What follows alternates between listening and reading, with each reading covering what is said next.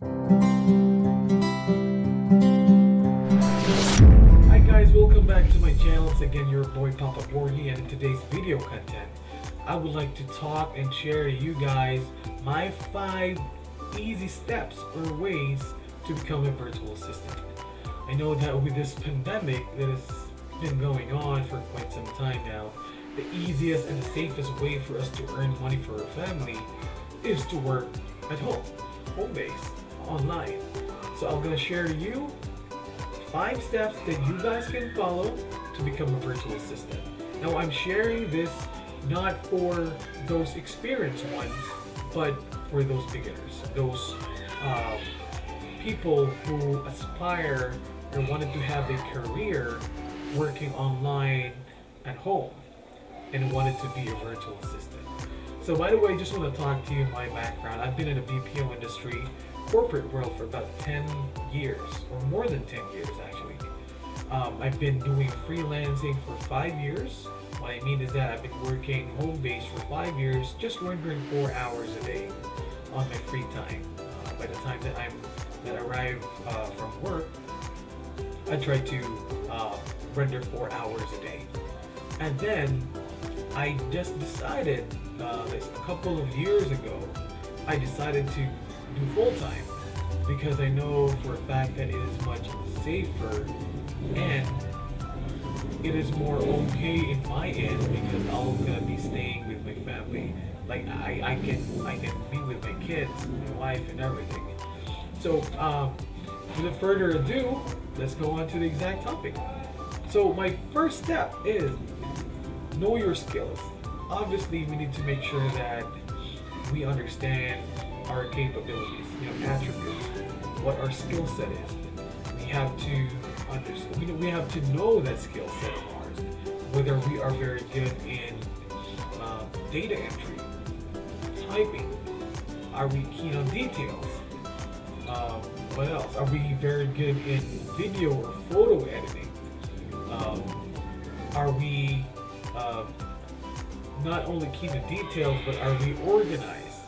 Because, just to name a few, those are skill set that you need to determine if you do have those and which skill set you are good at. The main reason is why you have to determine and know your skill set is that because you wanted to build on that. You wanted to rally on that skills of yours. By the time that you start apply or sending those applications, you have to put more weight on that skills. You have to emphasize that skills because you also have to use that to apply on specific job opportunities. Because obviously, you're just not going to be applying, all of the job availability being posted if you're not fit on, the skills that they are looking for.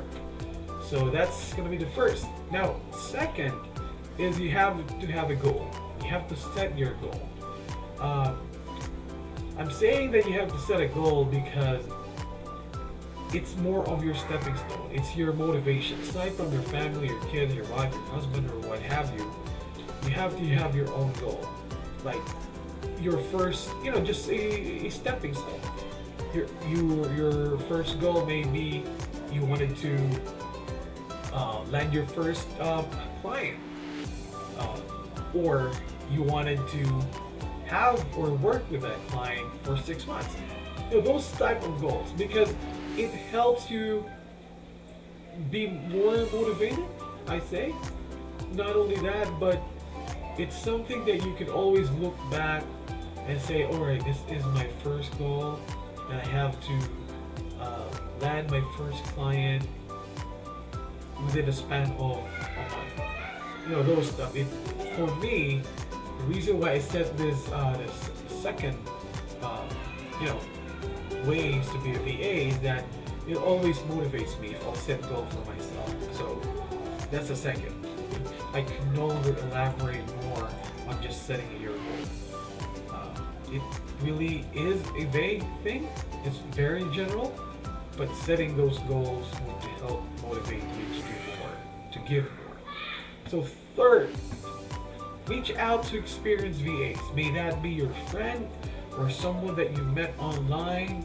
And I know that there's a lot of Facebook pages or even websites that Filipino groups, VAs, that are been sharing a lot of stuff, their experiences, from rags to riches. I kept on seeing those stuff, and you can reach out to them, or a friend of yours that was able to work as a VA.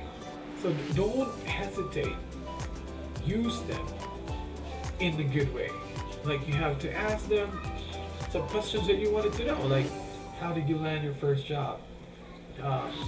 What website did you go through to send those applications? How did you create your portfolio? How did you create your application letter? How you did do stuff? Just general and brief questions. Don't bombard them with a lot of questions, but just a general and brief one that would give you enough info or knowledge on how to do things. So that's going to be step 3. Now, step 4, you got to start the application, baby. Start the application right away. Don't put something, or don't think that because you don't have any experience, you're not going to apply right away. No.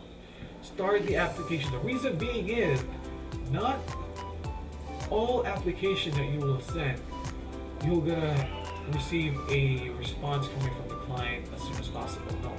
And there is such a process that you're gonna go through. You have to follow before you are going to get hired, or for that matter, before you are going to be invited to an interview or to an exam. So there's such process that you're going to follow. So what I'm saying is that once you understand your skill set is, and then once you start setting those goals, and you got a lot of infos, or some infos, brief information from experienced VAs, friends, or whatever, start the application. Send them. Or you can even start sending them while you're doing such. The step 2 or 3, or step 1, 2, 3. So that's my 4.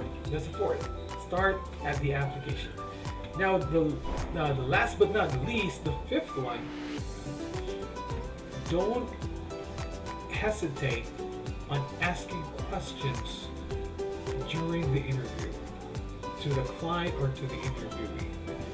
I'm saying this because it is something that you're trying to relay something to the client who's interviewing you, that you are confident enough, that you wanted to know more, you wanted to learn more, you wanted to understand how the business works in their end, what their perspective is, so that you could also set the same goal as them. So by that alone, by asking questions alone, it would already give the interviewee the notion that, okay, this person is, not kidding. This guy's not kidding. This lady's not kidding. She or he wanted to get this position. She wanted to know, or he wanted to know more. The things that are going on and how it needs to be done and stuff like that. He and she is serious. So that gives them the idea that you are damn serious, because you've been asking a lot of questions. But take note, you have to put in mind that the questions that you should be asking is relatable on the type of job that you're applying. Not questions like, do you have kids? How's the weather? No, not that type of question, but direct questions pertaining to the job that you're applying for. So those are my 5 easy steps or ways on how to become a VA, even if you're not experienced or if you have no background at all. I've been on the same page as you guys. I have no idea on how to become a VA. That's why I'm creating this content, hoping that it gives you an idea, some information that you can put in your pocket and try to work on, so that you can land your first ever client.